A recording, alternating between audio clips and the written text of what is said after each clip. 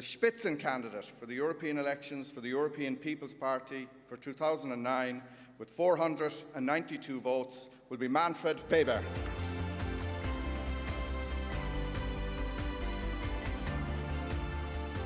It is a success for us as the leading force of Europe, for those who have a clear idea of the future of the continent. That is the EPP, dear friends. It's a success of the EPP. It was the climax of 2 days' intensive debates during the European People's Party Congress.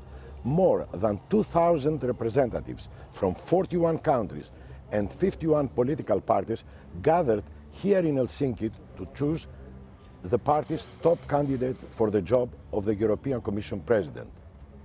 The process of the European political groupings to present their favorite candidates for the top EU jobs was launched 5 years ago for the 2014 European election. 758 EPP Congress members with voting rights had to make a choice between two candidates, Manfred Weber, the EPP group's current chairman, and Alex Stubb, former Minister of Finance and Prime Minister of Finland.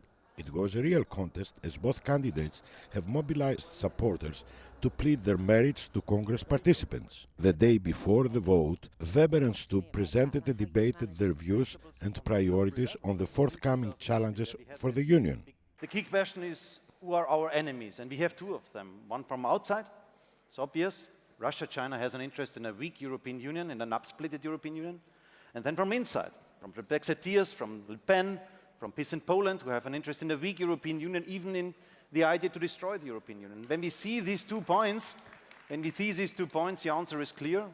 On the one side, for the external dimension, we have to strengthen our capacity to find common answers on the external affairs. That means for me to change the mechanism to decide from the unanimous vote to the majority decision-making process.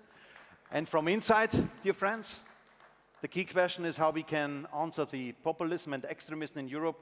And that is for me the answer that we have to reconnect to people, to look to the concerns of people, to get an interest about their fears and their concerns, and then give proper answer. And if Europe is doing so, then we can find a recipe against the populists. We've done really well on peace, we've done really well on prosperity, but we have failed on stability and security. Stability we failed with the euro crisis, and security we failed with the migration crisis.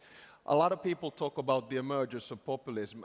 I agree, but we shouldn't blame the people who vote for populism. We should actually look ourselves in the mirror and think, what did we do wrong in 2008? What did we do wrong in 2015? And once we solve those two problems, then I think we can win back the hearts and the minds of a lot of people.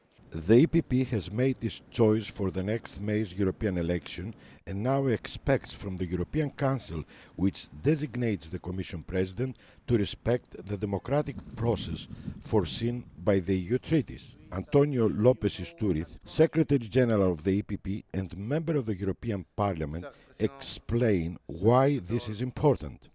For those who like to spread rumors against the Spitzenkandidatur, I have something to say on behalf of the EPP. We believe in this process, we are going to support it, and we will fight for it in the elections, in the Council, and in the Parliament. And, so those people who want to go against this process, they will have to explain to the European citizens and to the European press that why are we not taking seriously this process of democratization, of transparency, of bringing together the elections in Europe to the citizens. The Congress has also adopted the documents that define EPP policies, which will be presented to voters for the next May European election.